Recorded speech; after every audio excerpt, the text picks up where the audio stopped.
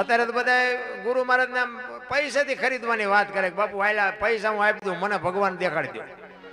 આ એવું છે? હાલતું થવું નથી અને બાપુ ગામ આવે કોઈ દી? એ તો આપણે જ કરવું પડે. ગુરુ મહારાજ તમને મને માર્ગ બતાવે, બાકી હાલવું તો આપણે પડે. ભલા મને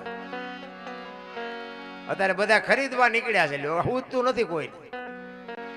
મેં કીધું એમ ઈશ્વર છે ને, વિશ્વ વ્યાપક નિરંજન નિરાકાર છે. આપણે આપણા જેવો ગોતીએ એટલે મેળ નથી પડતો. ને કે હું એક વાત કરું કે રોડ માથે કોઈ દીકરી જુવાન હાલી જતી હોય અને કોઈ લુખો લફંગો માણા એનું બાવડું પકડે અને દીકરી રાયડું પાડે અને ખેતરમાં કોઈ ખેડૂ પાણી વાળતો હોય અને રાયડું સાંભળી જાય પાવડો લઈને આવે અને બે પાવડા મારીને એને છૂટો કરાવે, નથી લાગતું કે રામાપીર પોતે આવ્યો એવું નથી લાગતું? હે, ભોળોનાથ પોતે આવ્યો એવું નથી લાગતું? પા તો કે રામાપીર કે ઘોડો હોય, લીલા લુગડા હોય, હાથમાં ભાલું હોય તો માની દે. એવો આવવાનો નથી ને આપણો મેળ પડવાનો નથી. તમે ઘરે હોતા હોય ને સવારે ખબર પડે ને કે તમારું કામ થઈ ગયું એટલે સમજી લેવાનું કે આવીને કરી ગયો, બસ વાત આટલી જ છે. ભલા મને કાંઈ છે કીડીથી માંડી અને હાથી સુધી જો કોઈ ભૂખ્યું રહેતું હોય તો મને કયો.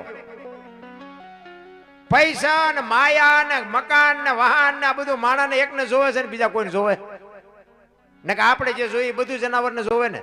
ટાઈટ તડકો ભૂખ તરસ આપણને જે લાગે બધું લાગે ને. આપણી માં જેમ આપણને પ્રેમ કરે ને એમ જ એ એના બચ્ચાને એટલો જ પ્રેમ કરે. બોલો.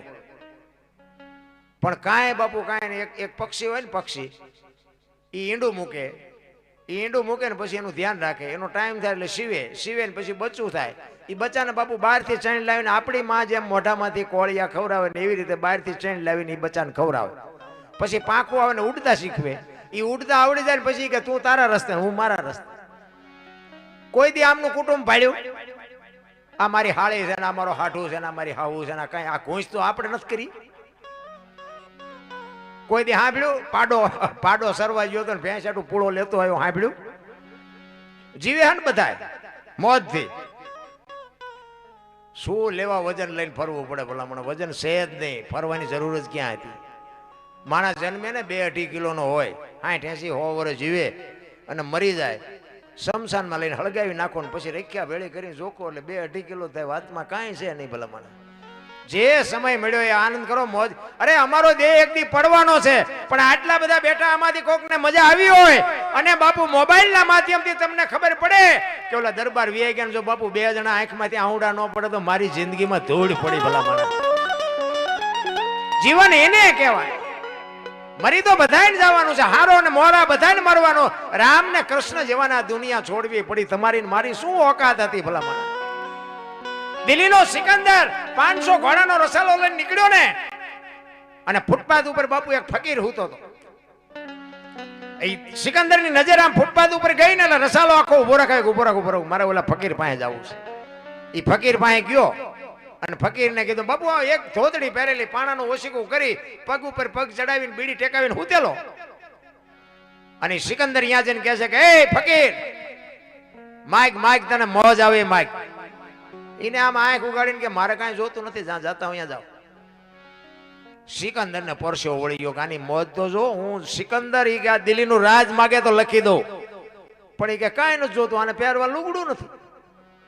ઈ કે હું દિલ્હીનો સિકંદર છું. ઈ કે મેં તમને પૂછ્યું તેમ કોણ છો? ઈ હું આ નિરાતે હૂતો છું. ભલા મને હુવા દો ને, તમે જ્યાં જાતા અહીંયા જાવ ને. કેવી એની મોજ કેવી છે, એની મસ્તી કેવી છે.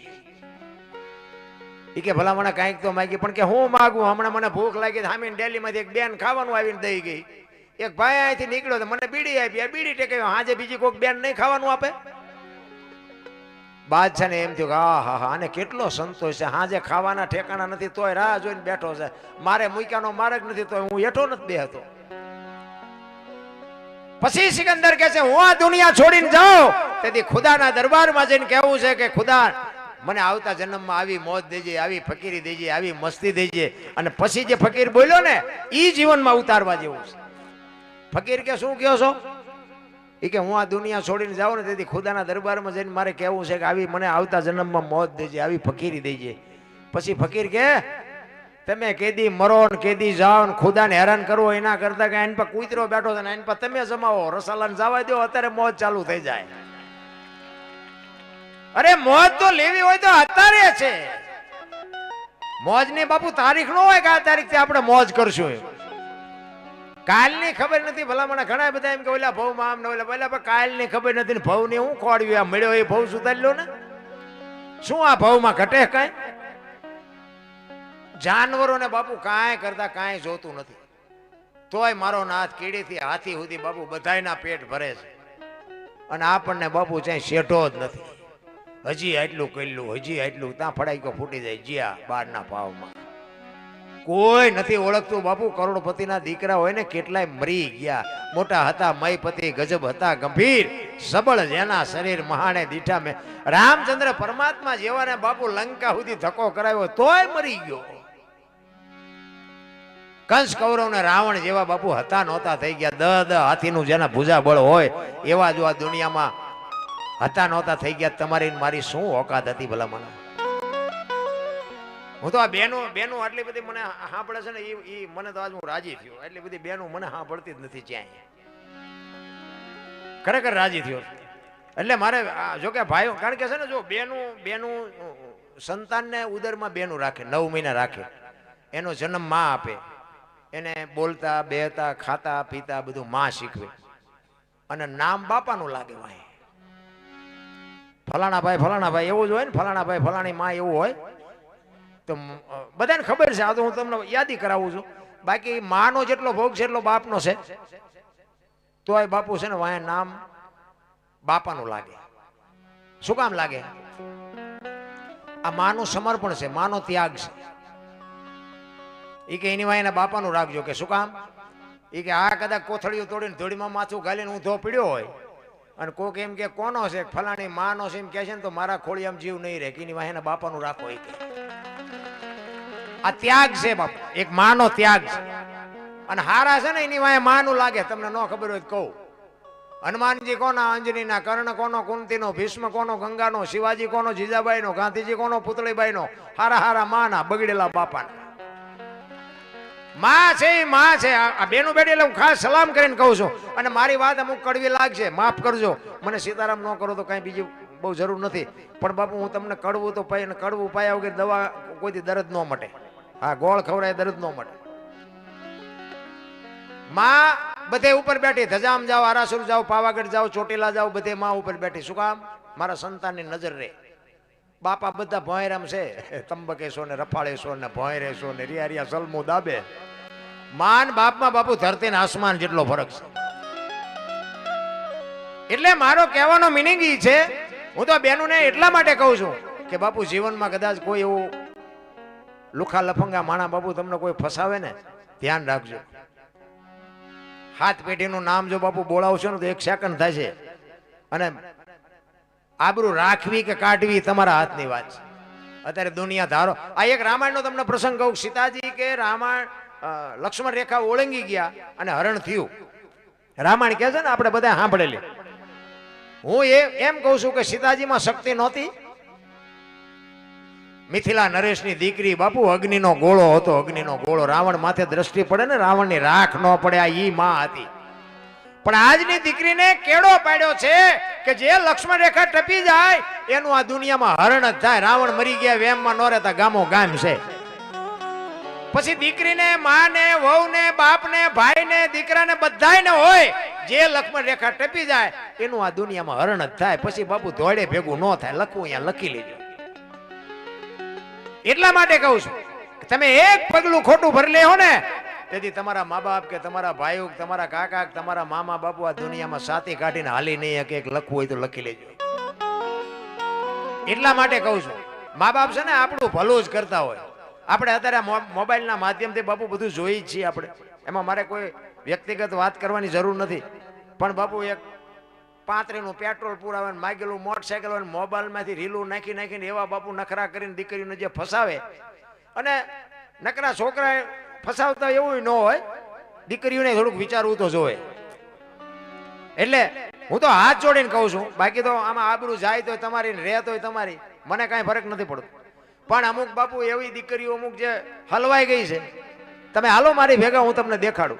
1-2 સંતાન થાય અને પછી બાપુ એને રખડતી કરી મૂકે. મા બાપના ડેલા તો પેલા બંધ થઈ ગયા હોય.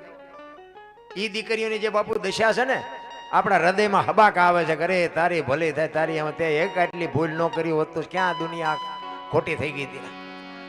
એટલા માટે કહું છું, ખાવ પીવો મોજ કરો, મા બાપની મંજૂરી સિવાય. હું તો એમ કહું છું કે તમે બહાર જાઓ તો મા બાપને પૂછીને જાઓ, અને આવો ને તો મા બાપને કયો કે આટલા વાગે તમે આવી જ જાઓ, અને બેનું હારે જાઓ. હા, પછી તમે ગમે એના ગમે હાલતા થઈ જાઓ ને બાપુ. બહુ સારી રાવણ છે ને, હું એમ કહું રાવણ ગામો ગામ છે, હજી છે. અમે તો બધે જાય, અમને ન ખબર હોય. રાવણ મરી ગયા આમમાં ન રહેતા. એટલે માનું પાત્ર છે ને બાપુ, અદ્ભુત પાત્ર છે.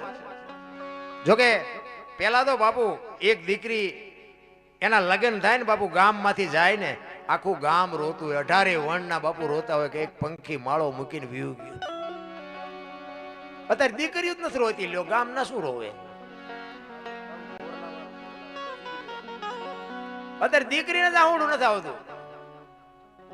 આપણને એમ થાય કે હા, એમને એમ થતું છે કે આપણે છૂટ્યા અહીંથી. અરે બાપુ, જેની જન્મ ભૂમિકા છે, જેને મા બાપે બાપુ ઉછેર્યા છે, મોટા કર્યા છે, મા બાપે આપણી તમામ બાપુ જરૂરિયાત પૂરી પાડી છે, એ મા બાપને છોડવાનો વારો આવે અને આંખમાંથી આહુડું ન આવે. અરે હારા રોવે બાપુ. ગમે એવો મર્દ બાપ હોય ને, મૂછે લીંબુ ઠરતા હોય ને બાપુ, ભાંગીને ભૂકો થઈ જાય દીકરી જાય ત્યારે. દીકરી તો દીકરી છે ભલામણ. મેં કીધું એમ આ જેટલા સભા અમે આ મોટી વાતો કરી, તમે અમને ચા ને પાણી ને ખાટલા ને ગાડલા ને આ તમે બધી વ્યવસ્થા કરી દો. તમે એ બાજુ આવ્યા હોય અને હું એમ કહું હાલો અરે ચા પાણી રોટલા સિવાય જવાય? અને આમ ડેલામાં લઈ જાઉં અને રહોડામાંથી હાણીશું લોટા મંડે ઉડવા, મારે ચિંતા જવું. અરે હારો માણા ન હોય તો જીવવાની મજા જ ન આવે. હગો હારો નો હાપડે, મિત્ર મળે જો લબાડ, પત્ની મળે જો કભાર, જાતો હેળે જો અવતાર. ત્રણેય પખા મોળા હોય તો ગિરનાર ભેગું થઈ જવાય, જીવવાની મજા જ ન આવે. આપણે હગાને ફોન કર્યો કે આપણે ખબર પૂછ્યું કે હાલો ને આપણે ખબર પૂછ્યું હગાને, તો આપણે ફોન કર્યો કે 5,000 મોકલાવજો. શું ગુડવા હગાને? હગામ ઠેકાણા ઘરે જાય તો બૈરા આયા સોટે. ભાઈબંધ હોય તો આપણે ભેગો થયો નથી, બીડીઓ હાટું ખિસ્સા ફાડી નાખે. લ્યો આ ભાઈબંધ ને શું કરવા? અરે કોઈ મતલબ નથી રા. પણ સમજાય એવી વસ્તુ નથી આ. મારો કહેવાનો મીનિંગ, તમને જો સમજી જાવ તો બાકી જગત આખું સમજી જવાય. આ અમે બહાર જાવી ને તો અમને બધા ઘણા એમ કે અમારે ઘરે પગલા પડાવવા. તમે હાલો બાપુ અમારે ઘરે પગલા. એટલે ભાઈ મેં કહ્યું સાધુ સંતો ના હોય, અમારે શું પગલા પાડવા? ના બાપુ હાલો. આપણે એમ થાય હાલો, રાજી થાય જાય. આખા ઘરના રાજી થાય, ચા પાણી કરે ને હાર પહેરાવે ને સાલું ઓઢાડે. ઘરે જાય ને તો બૈરા શું કે બહાર ઉભા રહેજો, પોતા કર્યા છે, પગલા પડશે. એટલે ઓલા પગલા પાડવામાં છે, તમને અહીંયા મફત પાડીએ તો પાડવા નથી દેતા. પણ મારો કહેવાનો અર્થ શું છે? બેયને સ્વીકારી લેવાની, બે સાચા છે. એની જગ્યાએ ઈ નથી પાડવા દેતા ને એ સાચા છે, તમે પડાવો છો એ સાચા. બેયને સ્વીકારવાની વાત છે. શું કામ? ઓલા 360 થી રોટલા દે છે એટલે ઈ ના પાડે ન ઘડીક બહાર ઉભું રહેવું પડે. તમે એક જ વખત પગલા પાડવાના. અમે આ રોજ આવી, તમે થાકી જાવ કે આમના કેટલા વખત પાડ્યા, હવે વાળવા પડશે. સ્વીકારી લેવાય. મારો કહેવાનો મિનિંગ છે ને, આપણે 2 દીકરા હોય 3 દીકરા હોય અને એકાદ 2 કામ કરતા હોય, એકાદો ઉડાડતો હોય ને, તેમાં ઘરની વાત ઘરમાં રખાય. ઉડાડવા જ આવ્યો છે, એ નહીં કરવાનો ધંધો ન કરે. પછી ઘરની વાતો બાપુ બહાર કરીએ કઈ ન વળે. ઘરની વાત ઘરમાં રખાય. પછી જેવો આપણો દીકરો હોય એવો, જેવી દીકરાની વહુ હોય. હું તો એમ કહું, હાવું જો હાવું મટી જાય ને તો વહુ મટી જ જાય. પણ હાવું ને જ બાપુ 1 ફૂટ આમ 1 ફૂટ અત્યારે હાલતી હોય હાવું, એ ભૂલી જાય કે હું આ એક દી વહુ થઈને આવી હતી, એ ભાઈ ભૂલી જાય. હાવું થાય પછી તમે જુઓ તો આમ એની વાત આખું ચકડું ફરી જાય. આમ બીજી જ ભાતની વાતો કરે. અમારે તો સફર પૈકી એવી આવી છે ને, આવી તેતું ન કે અમારો છોકરો માંદો હાજો જ નથી થતો. એટલે આઈને માંદો પાડ્યો. તારા છોકરાના લખણ કેવા છે એ જો ને પેલા. અરે વહુ હાવું જો હાવું મટી જાય તો બાપુ વહુ, હું તો એમ કહું આપણી દીકરી કોકના ઘરે છે, કોકની દીકરી. વહુમાં બાપુ જો તમને દીકરી દેખાય અને વહુને જો હાવુમાં માં દેખાય ને તો સમજી લેજો જગતમાં કોઈ દી રામાયણ સાંભળવી જ નહીં પડે. જરૂર એની છે. કોઈ બાપુ આ દુનિયામાં A to Z કમ્પ્લીટ કોઈ છે જ નહીં. ઓલરાઉન્ડ કોઈ નથી. ઈ ઉપર બેઠો એક જ છે, બધા ખેલ બેઠો કરે છે. તમે આ પાત્ર ભજવવા આવ્યા છો, દીકરાનું, માનું, વહુનું, ભાઈનું, બાપનું, દીકરાનું. આ પાત્ર કોણ કેવું ભજવે છે બેઠો જોવે છે. બાકી વાતમાં કાંઈ છે નહીં. મરી જવાનું છે, વાત પાકી છે. એટલે જ હું કહું છું કે તમને મને જેટલો સમય મળ્યો એટલો આનંદ કરો, મોજ કરો, હળવા ફૂલ થઈ જાઓ, કઈ કરવાની જરૂર નથી. એક બે ખેતરવાની માથે મોરલો બોલતો હતો, મને ફરમાઈ જાય એટલે કહું. અમુક અમુક વાતો પાછી મોડી મોડી સમજાય છે, કે ચિંતા ન કરતા. બે ખેતરવાની માથે મોર બોલતો હતો, મોર. અને અહીંયા કોયલ બેઠ બેઠી વિચાર કરતી હતી કે આ સુંદર મજાનો અવાજ આવે છે, કોણ છે એને ખબર નહોતી. મોર, કારણ કે આમાં દ્રષ્ટાંત છે ને, મોર ને કોયલ ને આ કોઈ બોલ્યા ન હોય, કારણ કે નામ કોઈનું ન લેવાય. અમારે આ જનાવર જ ગોઠવવા પડે, નકર તો સવારે ફોન આવે અમારા ઉપર, એટલે અમારા જનાવર જ ગોઠવવા પડે. એટલે કોયલ ને એમ થયું કે આ કોક બોલે છે, સરસ મજાનો અવાજ આવે છે, આ કોણ બોલતું હોય છે? ઝરમર ઝરમર વરસાદ વરસતો. મોરલો બીજી વાર બોલ્યો ને ત્યાં તો કોયલ ને કહું મળી તૂટવા, મારે જોવા જ આવું છે આ કોણ બોલે છે, પણ કે વરસાદ રહી જાય જોવું. ઘડીક થયું ને ત્યાં મોરલો ત્રીજી વાર બોલ્યો ને ત્યાં એને મનથી નક્કી કરી લીધું એ કે જે હોય એના આપણે લગ્ન કરી લેવા. મનથી વરી ચૂક્યું. આ મેં હમણાં કીધું ને, એટલે 35 નું પેટ્રોલ પૂરીને નીકળ્યા હોય એવું. એ ઘડીક થયું ને, વરસાદ રહી ગયો, અને વરસાદ રહી ગયો એટલે કોયલ ઉડવા મંડાણી. જે દિશા પરથી અવાજ આવતો હતો, પણ કોયલ ઉડી અને અહીંયા પૂગે એટલી વારમાં મોરલો અહીંયાથી ઉડી ગયેલો ને અહીંયા ઘોડ આવીને બેસી ગયેલો. ઘટા ટોપ બાપુ આંબાની ઘટા હતી ને, અહીંયા કોયલ જે લગભગ અહીંથી જ અવાજ આવતો હતો. એટલે ઓલો ઘોડ બેઠો હતો ને એને પૂછ્યું, એ કે હમણાં સુંદર મજાનો અવાજ આવતો હતી, કે કોણ બોલતું હતી? કે ભાઈડો બોલતો હતો. શું કામ? એને ખબર જ નથી કે બોલવા વાળો વિયો ગયો, આ તો કોઈક બીજો જ છે. એટલે એને તેમ કહ્યું કે હા, આનું મોઢું જોયું હોય ખાવા ન મળે, પણ ભગવાન આને કંઠ કેવો આપ્યો? એ કે શું હતું? એ કે હતું કાંઈ નહીં, હું તમને મનથી વરી ચૂક્યો છું, મારે તમારે લગ્ન કરવાના. ઓલો કે 2-3 ઠેકાણે નાળિયેર પાછા આવ્યા હતા, તો રડતો રડતો સામું આવ્યું. એ લગ્ન કર્યા અને પછી બે રહેતા હતા. કોયલે કીધું કે સ્વામિનાથ, મને આ લગ્ન નો મોહ નથી, બોલો તો ખરા, અવાજ નો મોહ છે. એટલે ખોટા હોય તરત મારે કાઢ લે ને. એ કે હું તો વરમાં એક જ વખત બોલું, પછી ક્યાં બોલું છું? એ કે વાંધો નહીં, હાલો ને, વર હમણાં પૂરું થઈ જાય. 2 મહિના 4 મહિના 6 મહિના ફરીને મીડો હાથ ધડકવા, વીજળી મનાણી આપને ચીરવા, વાદળ બેવળ ચોવળ મીંડા ચડવા, અને મોરલા ચારે બાજુ કેહો મીંડા બોલવા. અને તેથી બાપુ એ કોયલ કહે છે કે સ્વામિનાથ હવે તો બોલો, આ ફરી નહાડ આવ્યો. પછી બોલવું પડે. કોકો કો બોલ્યો ને, અઠી મણનો નિહાકો મૂક્યો કે આવી છેતરવી હતી મને પહેલા જ કહેવું હતું. હા, આપણા ઘરે જોવો ને જેટલી કોયલો નથી હલવાની, અને નકરી કોયલો હલવાણી છે એવું નથી હો. જેટલા મોરલા ચીબરિયું હલવાના છે, પણ હાયલા જાય. આપણે એમ થાય ભગવાન જો આમનું ગાડું ફુગાડી દે. હે બે માણા બાપુ, જો પતિ પત્ની કા એક મતા તો સરગાપુરમાં જતા બાપુ પત્નીને પતિ સમજી શકે અને પતિને પત્ની સમજી શકે તો બાપુ અહીંયા પેઢી ઉજળી થાય. બાકી શિયાળીઓ સીમ કોઈ તાણે, કૂતરું ગામ કોઈ તાણે, અહીંયા પરજામ કઈ ઠેકાણા ન હોય. એટલા જ માટે મારો કહેવાનો અર્થ, હું તો એમ કહું, હાંજનું ટાણું હોય ને માં જીવતી હોય અને માં બેઠી હોય ને તેના ખોળામાં કોક દીક માથું નાખીને પૂછજો કે માં મારો જન્મ થયો તેથી તને વેદના કેટલી હતી બાપુ, પૂછજો કોક દીક, તો તમને મને ખબર પડે કે માં શું છે. એ ભલા મને તમને ખબર જ નથી ભલા મને. એ વેદના એ તો માને ખબર હોય ભલા મને. એક આટલું બધું જો સંપત્તિ આપણી પાસે હોય, તમે જોવો તો કુટુંબ પરિવારમાં તમે મા બાપને કે આશ્રમમાં મૂક્યા તો છોકરું કે એક તો બહુ થઈ ગયું. બોલો હાવ તમને જોવો તો માણસ નથી ગમતા. તમે જોવો એકલા ને એકલા જ રહેવું. 3 માળનું મકાન હોય, નકરો હૂતો ને હૂતી બે રખડતા હોય. માન બાપ બાપુ એક પોહાતા જ નથી કોઈ. અને પછી બાપુ કે હું નડતું હોય છે, હું નડતું હોય છે. કોઈ દી દાણા જોરાય મેળ પડે? માન બાપ ના બાપુ કાળજા ઠારો જિંદગીમાં તમારો મોળો દીધ ન ઉગેરા. 40 લાખની ગાડી લઈ નીકળે, વાયની સીટમાં જોવો કૂતરો બેઠો હોય, લબરક કરતો. આમાં માને બાપાને બેહાર્યા હોય તો, અરે અમને સારું જોડું નથી જડ્યો, અમારો દીકરો કેવી ગાડીમાં ફેરવે, જિંદગીમાં કાંટો ન વાગે, કાંટો રામ. પણ અત્યારના છોકરા તમને ન ખબર પડે, તમને ન ખબર પડે, એમ જ કરાવી લ્યો. બોલ એટલે નહોતી ખબર એટલે 100 વીઘા રાખી હતી, તું 10 વીઘાના ઉલાડિયા મીડ્યો કરવા, અમને નથી ખબર. પણ જાવું જ્યાં તારી પાસે રોટલો ખાવાનો. ને કા એમે વેચી નાખ્યો તો બેટા તું કારખાનો સડી ગયો હોત. અરે મારા દીકરા કરીને દેહના કોથળા કરી નાખ્યા, કોથળા ભલા માણા. ઈ માન બાપ બાપુ રોટલા વગીના જો આટા મારે ને જિંદગીમાં કોઈ દી ગાડું ન હાલે. તમારે પાવર ગમે એટલો હોય તો કાઢી નાખજો. અને મા બાપની સેવા કરો અને જિંદગીમાં જો બાપુ તમને રોટલામાં દખ આવે તો હું તમારો ગુલામ થઈ જાઉં. રામ માન બાપ જેવા બાપુ પાત્ર ક્યાંય દુનિયામાં મળે જ નહીં. ભલે ગુરુ મહારાજની જરૂર છે, ગુરુ મહારાજ કે ઈ કરો, પણ મા બાપને ચૂકીને ગુરુ મહારાજ પાસે જશો ને તો બાપુ ગુરુ મહારાજનું કઈ નહીં ઉગે. હા, એ તમારે લખી લેવાનું. મેં મારી જિંદગીમાં બાપુ સારું કામ કર્યું જ નહોતું. આ ખટારાનો ડ્રાઈવર હતો, નકરા ઝઘડા જ કરતો હતો. બાજવાનું જ કામ હતું આપણું, મારવાના કૂટવાના. નકરા માર્યા એવું નહીં, જેટલી ઠેકાણે મેં મારે ખાધેલો, ધરીને માર ખાતો છે, પણ આપણે કોઈથી સલામ નથી કરી કે, અને આપણે કોઈ સાધુ સંતને સીતારામે નથી કર્યા, મંદિરે નથી જોયું, કોઈને દહની નોટે નહોતી આપી. પણ મારા મા બાપને મેં બાપુ હાચવી લીધા ને એમાં મારું અત્યારે કામ થઈ ગયું, મારો મેળ પડી ગયો. રામ આ દુનિયા મને સાંભળે છે, વિદેશમાં ઠેઠ મને સાંભળે છે, હજારો લાખો રૂપિયા મને આપે છે. મને રોજે રોજ મારે ફોન આવે છે, મને કે દરબાર આ આવો પ્રોગ્રામ કરો, દરબાર આ આવો પ્રોગ્રામ.